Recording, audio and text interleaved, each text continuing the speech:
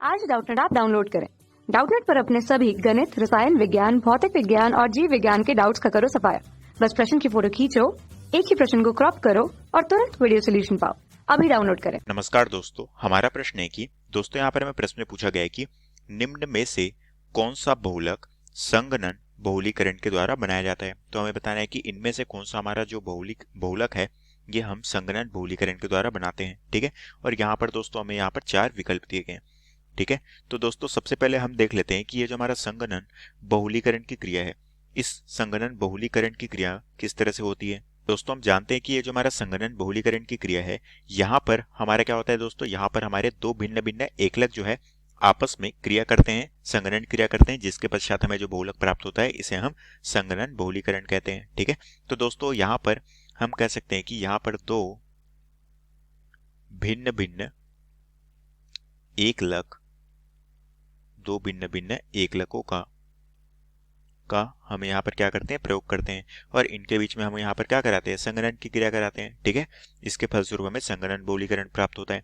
अब दोस्तों अगर मैं यहाँ पर उदाहरण देखूं तो उदाहरण के तौर पे दोस्तों जैसा कि होता है हमारा बेकेलाइट, ठीक है, ये हो गया हमारा बेकेलाइट, ये सभी हमारे क्या होते हैं दोस्तों, हमारे संगणन बहुलीकरण की क्रिया में आते हैं, क्योंकि बेकेलाइट दोस्तों हमें फिनॉल और फॉर्मेल्डिहाइड के द्वारा प्राप्त होता है। ठीक है, तो हम कह सकते हैं कि पहला यहाँ पर क्या हो गया, एकलक है फिनॉल, दूसरा है जो हमारा एकलक है वो है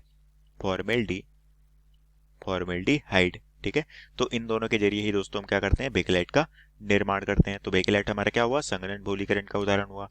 अब दोस्तों इसी तरह से हमें 4 विकल्प दिए गए, हमें बताना है कि कौन सा इसमें से हमारा संगणन बहुलीकरण के द्वारा बनाया जाता है, ये हमें यहाँ पर बताना है। तो सबसे पहले दोस्तों एक एक करके विकल्प देखते हैं।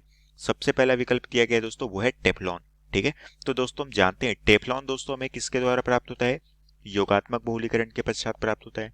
क्यों होता है, क्योंकि दोस्तों हम जानते हैं कि ये जो हमारा योगात्मक बहुलीकरण की क्रिया है, योगात्मक बहुलीकरण की क्रिया, इसमें दोस्तों हमारे जो एकलक, इसमें दोस्तों ये जो हमारा एकलक है ये भिन्न भिन्न ना होकर क्या होता है दोस्तों, हमारा समान होता है।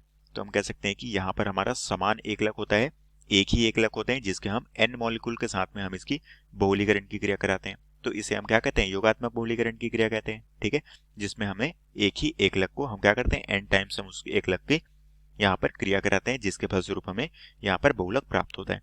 तो टेफ्लॉन में दोस्तों हमारा योगात्मक बहुलीकरण की क्रिया देखने को मिलती है। ठीक है, क्योंकि यहाँ पर हमें एकलक जो है वो केवल एक, टेफ्लॉन में हमारा क्या होता है, टेट्राफ्लोरोएथिलीन एकलक यहाँ पर प्रयोग किया जाता है, तो इसलिए यहाँ पर योगात्मक बहुलीकरण की क्रिया होगी। तो ये ऑप्शन यहाँ पर गलत होगा। इसी तरह से दोस्तों दूसरा ऑप्शन जो है वो है प्राकृतिक रबर। ठीक है, तो दोस्तों हम जानते हैं प्राकृतिक रबर जो है इसे हम जानते हैं आइसोप्रीन के तौर पे। ठीक है, ये हमारे क्या होता है, आइसोप्रीन हमारे क्या है, प्राकृतिक रबर है, जो कि हमें किससे प्राप्त होता है, यहाँ पर भी योगात्मक बहुलीकरण की क्रिया होती है। तो ये ऑप्शन भी दोस्तों हमारा गलत होगा, क्योंकि आइसोप्रीन में भी हमें योगात्मक बहुलीकरण की क्रिया देखने को मिलती है। इसी तरह से दोस्तों यहाँ पर है स्टाइरिन। ठीक है, तो दोस्तों हम जानते हैं कि जो हमारा स्टाइरिन है ये भी दोस्तों एक तरह से हमारा यहाँ पर भी क्या होता है, योगात्मक बहुलीकरण की क्रिया होती है। ठीक है, तो ये ऑप्शन भी दोस्तों हमारा गलत होगा। साथ में दोस्तों यहाँ पर हमारे क्या है, नायलॉन 6 तो दोस्तों यहाँ पर हमें क्या देखने को मिलती है, संगणन बहुलीकरण की क्रिया देखने को मिलती है। ठीक है, क्योंकि दोस्तों हम जानते हैं कि नायलॉन 6 का जो निर्माण है ये हेक्सामेथिलीन डाइएमीन, यहाँ पर हमारे दो भिन्न भिन्न एकलक होते हैं। पहला जो एकलक हो गया ये क्या हो गया, हेक्सामेथिलीन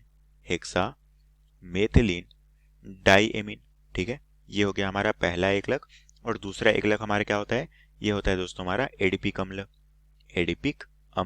इन दोनों की दोस्तों यहाँ पर संगणन क्रिया होती है, इसके फलस्वरूप हमें यहाँ पर क्या प्राप्त होता है, नायलॉन 6 प्राप्त होता है। तो ये हमारा संगणन बहुलीकरण का उदाहरण है।